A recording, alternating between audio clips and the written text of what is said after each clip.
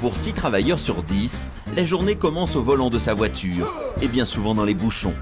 En Île-de-France, un conducteur perd l'équivalent de 2 semaines de travail par an dans les embouteillages. Et par choc contre pare-choc, il pollue 2 fois plus.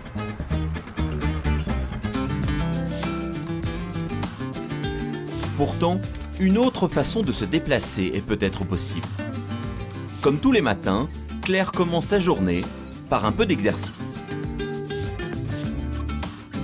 En voiture, vous mettriez combien de temps pour aller au travail? En voiture, avec les feux, les embouteillages, ouais, 20-25 minutes, je dirais. Et en vélo? 10 minutes.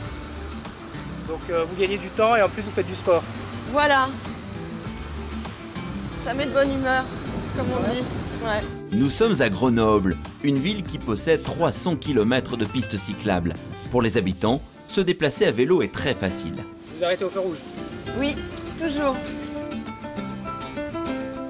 Claire travaille pour une entreprise de composants électroniques. Particularité, plus de la moitié des 2400 salariés du site arrivent à vélo, en bus ou en covoiturage. Ici, l'usage de la voiture individuelle est minoritaire.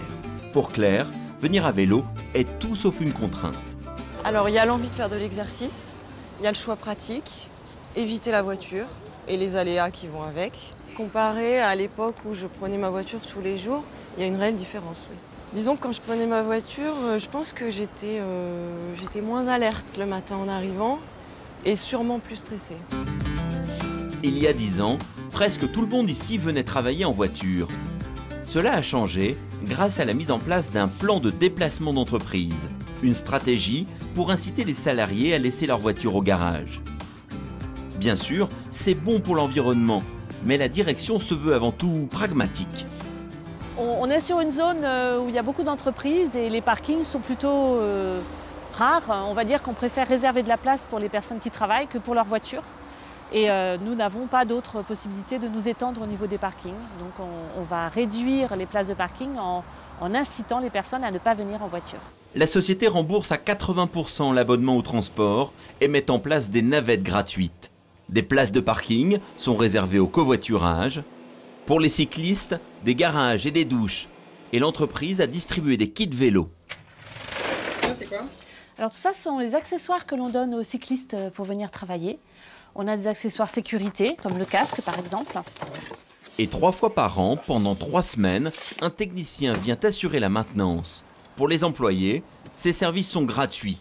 Mais pour l'entreprise, toutes les mesures du plan de déplacement ont un coût. 350 000 € par an, soit 145 € par employé. On va dire que c'est un coût qui reste, mais on va le rattraper par d'autres éléments, notamment l'image de marque, le bien-être des salariés qui vont peut-être travailler mieux et de façon plus efficace parce qu'ils seront venus détendus au travail, et puis surtout par un environnement et une atmosphère sociale beaucoup plus détendue et plus agréable. Se passer de voiture n'est pourtant pas toujours possible. Denis produit et vend des œufs extra frais. Toutes les semaines, il doit en livrer plusieurs caisses au restaurant de sa ville, Nice. Difficile de faire ça à vélo. Pourtant, Denis n'a pas de voiture, il trouve ça trop cher. Pour assurer ses livraisons, il utilise l'autopartage, baptisé ici Autobleu. D'un clic, il réserve une voiture sur Internet et 30 minutes plus tard, il la récupère dans une des stations de la ville. Étant donné que j'avais une réservation, le véhicule attendait ma présence. Les abonnés payent selon l'usage, à partir de 8 € de l'heure. On va à la plage. Ou 50 € la journée. Et pas besoin de se soucier du prix de l'essence, les voitures sont 100% électriques. Denis a fait ses calculs, cela lui coûte moins cher que de payer pour l'achat et l'entretien d'une voiture. Ça y est, c'est fini, les livraisons sont terminées. On n'a plus qu'à restituer la voiture. Il y a une procédure qui dure à peu près 1 minute. Il suffit de la mettre en charge et la voilà prête pour l'utilisateur suivant. L'autopartage, ça marche, même si on n'est pas toujours à l'abri de petits imprévus. David est aussi un utilisateur régulier. Aujourd'hui, il constate que la voiture qu'il a réservée n'a pas de rétroviseur. L'état des lieux extérieur, donc là je vais mettre non satisfait. Alors je vais marquer les dégâts.